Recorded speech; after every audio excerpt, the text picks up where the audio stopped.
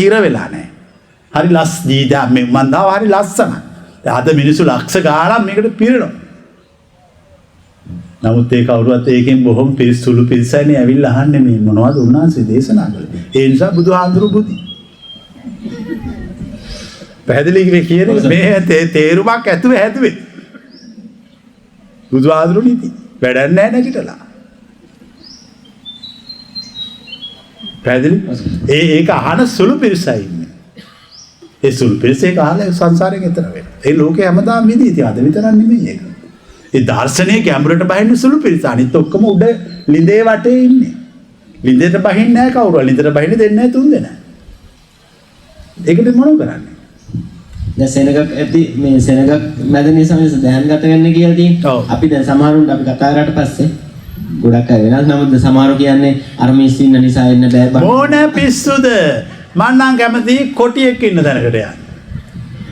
ඇයි ආයි බුදුන් කියලා දෙන සෙනගක් මැද දැන් මං යන්න ඕන උත් එක හැප්පෙන්න ඕන මං එතකොට මේක අත්විඳින්න ඕන. ඒගොල්ලෝ කොච්චර පටුද එතකොට? ඒ මිස් යකෙක්ද? බොරු මේ ගෑනුන්ගේ පිස්සු කතා. නෑ ස්වාමීනාත දැන් මේ වයසට යනකොට මම ඉන්නේ බොහොම නිවි හැලිහිල්ලේ හරි සම්පූර්ණ බොරු. ඒක තනිකර ඔය හොයි හායි හාන්දරන් කතාව හොඳ කතාවක් ඒක. කියන්නේ අපේ සමස්ත වැඩිහිටියන්ට බෞද්ධ වෙන්න ඕනේ හොඳ කතාවක්. ඒ කියන දේ තේරෙනවනේ.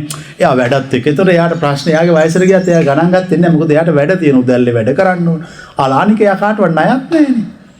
එයා දවස් ජීවත් වෙලා වැඩ කරලා තියෙනවා. කාටවත් ණයක් නැතුව ලස්සන ජීවිතයක්. එයා රහතන් වහන්සේ කෙනෙක්. අපි දකින අපි රහතන් වහන්සේලා කියන්නේ කාමරේ නෑ. රහතන් වහන්සේ කියන්නේ මේ එළියේ ඉන්නේ හැමතැනම වල.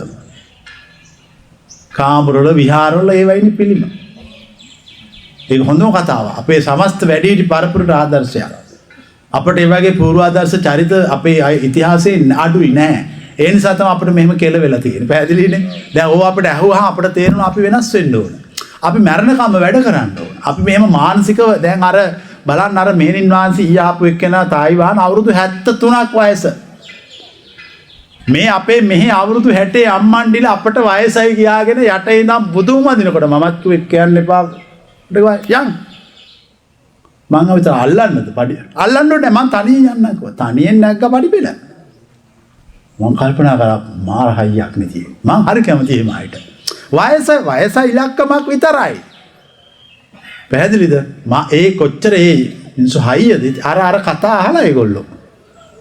හුයි හාරිගේ කතාව අහලා ඒගොල්ලෝ හොඳට හයියට 73ක් වුණා 23ක් වගේ ඉන්නේ. ඒක අපේ අයටත් හොඳ ආදර්ශයක්.